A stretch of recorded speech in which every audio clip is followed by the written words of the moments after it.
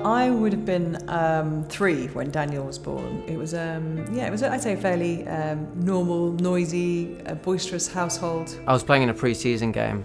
Actually felt as good as I'd ever felt. Physically, I felt really good. Technically in the nets, as good as I felt.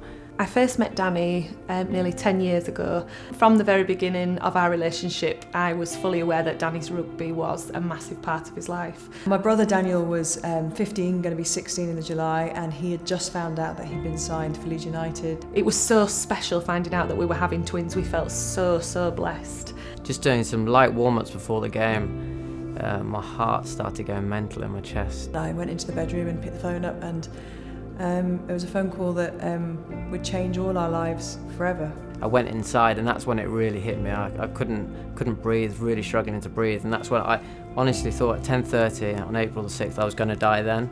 My dad was playing football with him in the garden. That as soon as he walked over to him and he bent down to him, he thought at first he was joking and that he'd gone to get the ball and that he was pretending to have a sleep or something. And my dad said he rolled him over, and he knew straight away that there was nothing there, that he'd gone. There were a few minutes into the game and he just felt dizzy, felt like he couldn't stay on the pitch, so which is not like Danny.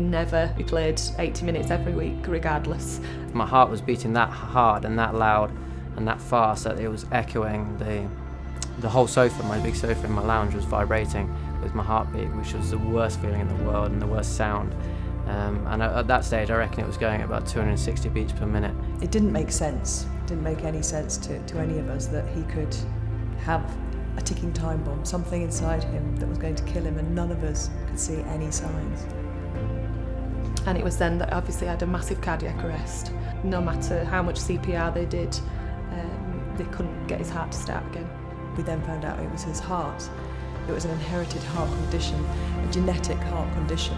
So we were all told that there was nobody in the family, the immediate family, that carried the gene, and that actually there's a 50% aberration, that you can be just a one-off fluke. Living with the thought of losing Danny is horrific, but living with the thought of that it could happen again is even worse.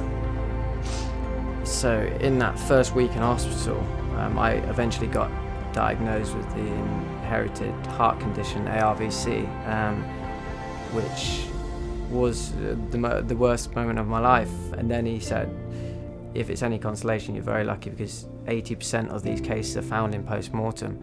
And then I stopped crying a little bit, and I realised how lucky I was. The only way I can, in my head, get round what's happened is that he has died to save his children, because otherwise Phoebe and Bobby would never have been tested, and they could have died from it at a really young age.